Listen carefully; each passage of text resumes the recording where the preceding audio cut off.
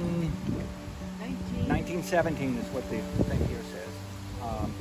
And it was a connecting road between DeLand and Daytona Beach. And as you notice, it was relatively narrow.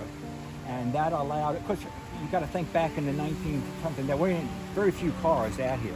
But if there were two cars and they needed to pass, then two wheels could stay on the pavement and the other one's off the pavement. So it's been repaired many times. Back in the 40s, they did a repair job and they put this other side on that. But the other part of the brick road is over on the other side of the street. This is the only section here. So we like it here because of the diversity. It's really, there's a swamp back here and there's some black water that goes underneath. So enjoy.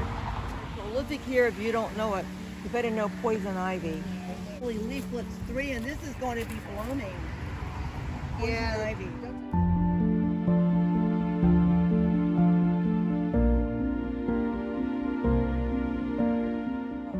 Over our head, also an indication that probably there's a wetland nearby, is this tree here.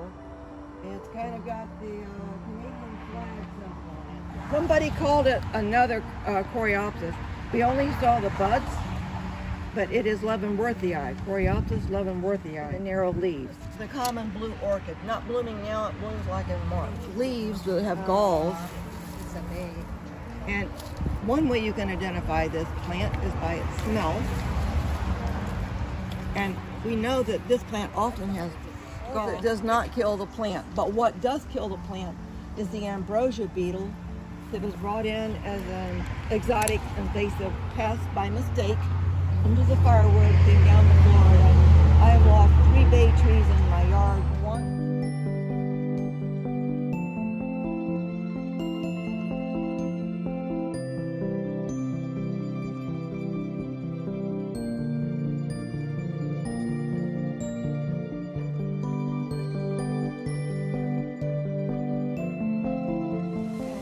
You can see what it too. My mother said that she could put that in the dog bed and it seems to repel fleas.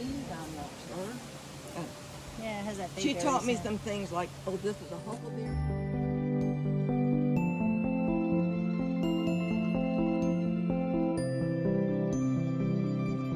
Yeah. All right, if you smell this, you know what that is. We call it carrot root. Oh, really? Yeah, because it smells like carrots.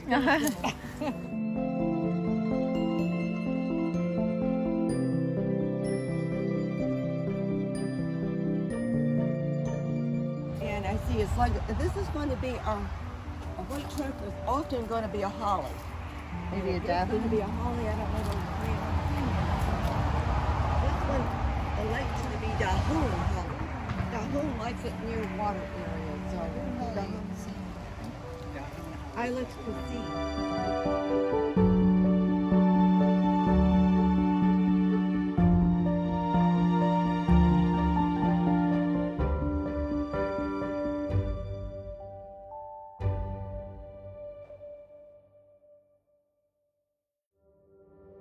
This one is the Andrews cross.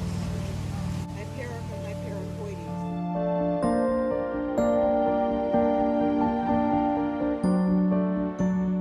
Wetland species of the tree would be the Carolina or coastal plain willow.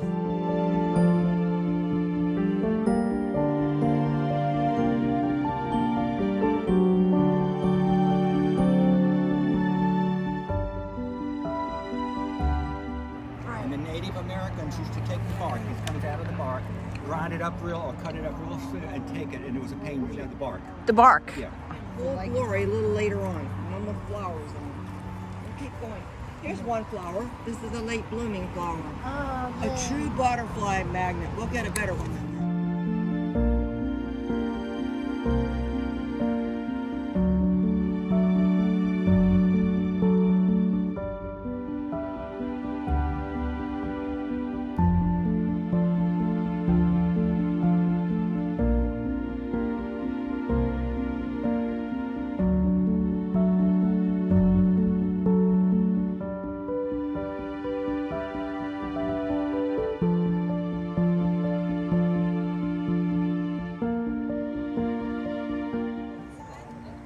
Brushes are round.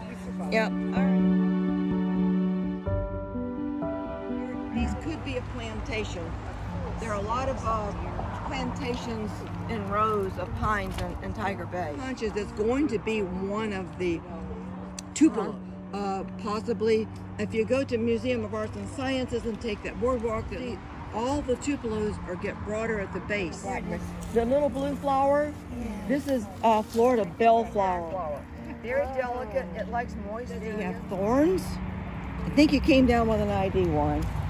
This is going to be a smilax, laurel leaf. Laurel leaf. So it's going to be Smilax laurifolia, probably, and Smilax. But not all Smilax are thorns. Laurel leaf is one of the Smilaxes of the greenbriers that does not have thorns. This one has just produced a lot of flowers and fruit. When you see that, it should be eradicated.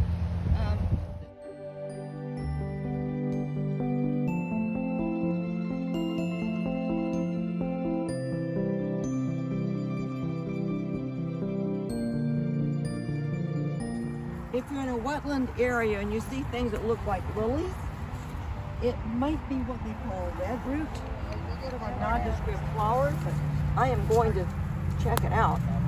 It has red root. So this is called red root.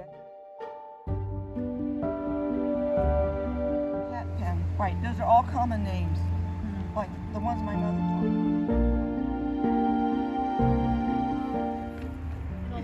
A lot of work to get that.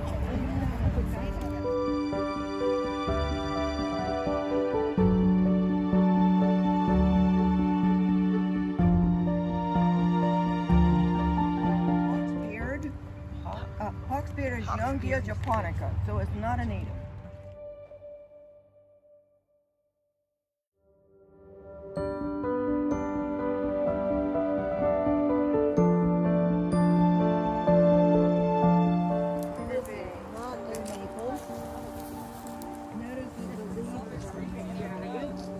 This is going to be berry? Oh, an elm, American elm. Oh. So elms like water. Well, at least this American elm likes water. So. Elm. What is this? False nettle. False nettle.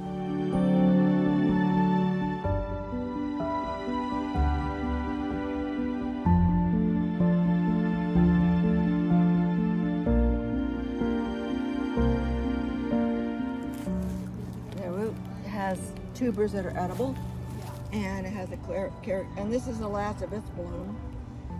And Absolutely.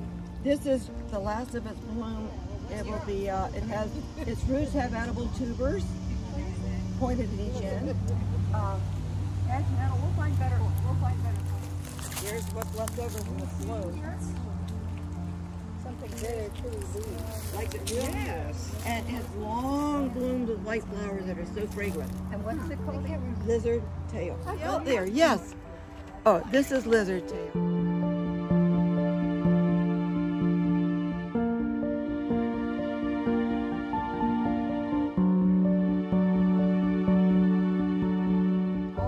And the younger ones lead out the edge. Now, as our cypress domes are the water's pulled away with ditching and what have you, then the pines move in.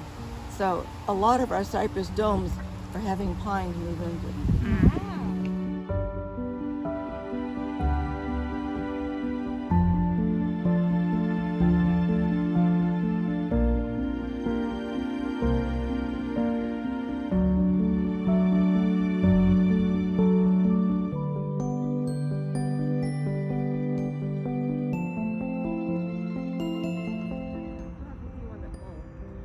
On the right is the only good tree. There's the rest of it. It's already bloomed. Is it native? It is native. Yeah. Right. You can make a It's blue a badge dye of out of indigo. it. That's Not what that they one, do. Judy. Oh, not that one? No. The indigo. The indigo that they make the dye out Well, of was from yeah, false India. indigo. It's Not native. This is the native. Oh, this has no dye should be a properties? fancy name.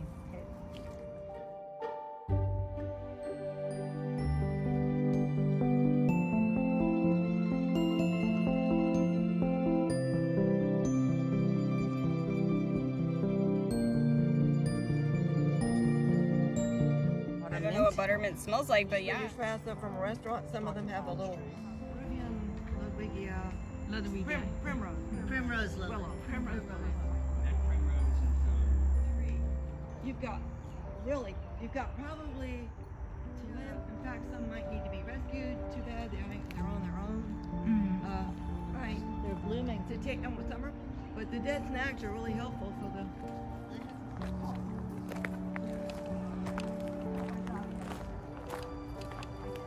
The Carolina is the main one. Your backside.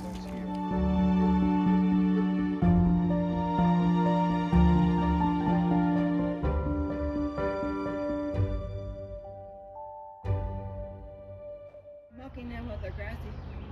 Yeah, it took us a while to figure that one out too. Okay, yeah, I need a piece.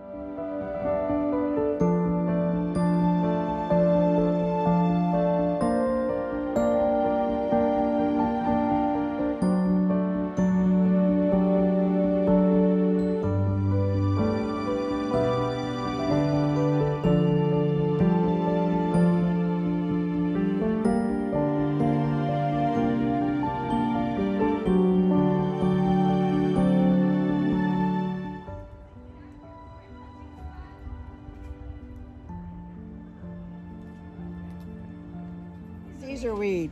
So Caesar weed is an invasive.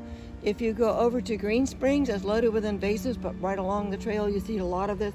Usually they pull out quickly and easily, but if those roots are tied up in a palm root, never mind, you can't get them out. Caesar weed. Delina erecta. Notice it has a white throat. It is going to be the third petal right below all of its blossoms. That's growing in my yard, but the one in my yard has a white mouth dayflower. There you go.